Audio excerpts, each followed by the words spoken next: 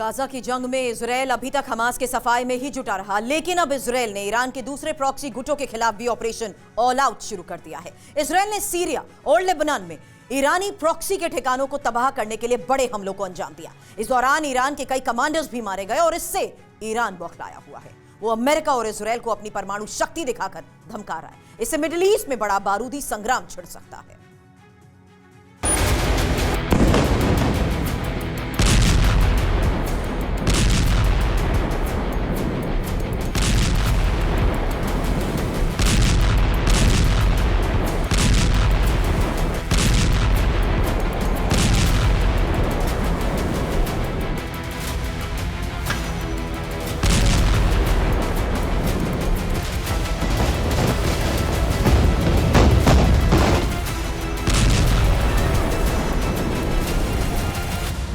Israel के विध्वंसक हमले रुकने का नाम नहीं ले रहे हैं। ईरान की प्रॉक्सी का विनाश करने के लिए इजराइल ने बड़े हमले शुरू कर दिए हैं।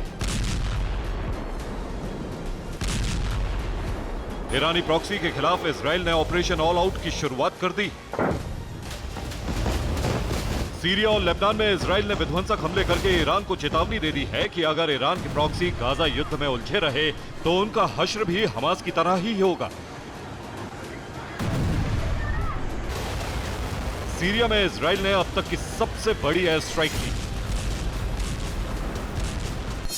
इजराइल ने सीरिया के दमिश्क एयरपोर्ट पर बड़ा हवाई हमला किया। हवाई हमले में ईरान के 11 कमांडर मारे गए।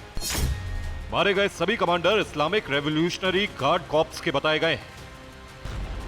रिपोर्ट के मुताबिक इजराइल ने सीरिया में ईरानी कुद्स फोर्स और IRGC के ठिकानों पर बमबारी करके सीधे ईरान को दहलाया।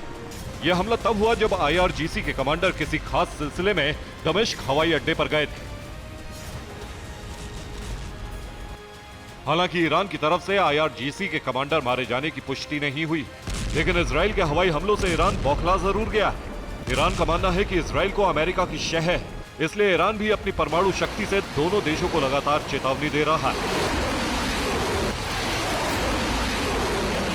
ईरान के पास 2000 किलोमीटर तक मार करने वाली बैलिस्टिक मिसाइलें हैं। ईरान को तलह और नासिर क्रूज मिसाइलों पर पूरा भरोसा है, इसलिए वो अमेरिका और इजराइल की धमकियों की परवाह नहीं कर रहा है। अहम बात यह भी है कि ईरान को पुतिन का भी सपोर्ट है।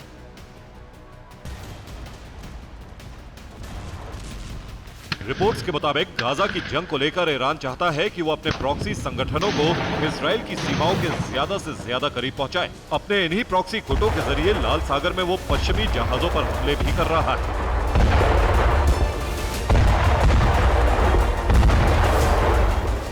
ईरान ने मिडिल ईस्ट में अमेरिकी बेस पर हमले तेज करने की धमकी भी दी है। उधर इजराइल सीरिया पर एयर स्ट्राइक करने के बाद लेबनान में भी हिजबुल्लाह के ठिकानों पर जबरदस्त बमबारी कर रहा है। दक्षिणी लेबनान में इजराइल ने ड्रोन अटैक करके हिजबुल्लाह के साथ साथ ईरान को भी चेतावनी दे दी। लेबनान में बॉर्डर से सटे इलाकों पर इजराइल के हमलों के बाद कई इमारतों को नुकसान हुआ। इजरायली हमलों पर हिजबुल्लाह ने भी पलटवार किया और देवोव और हिदाब इलाके में इजरायली सेना के बेस पर हमला किया।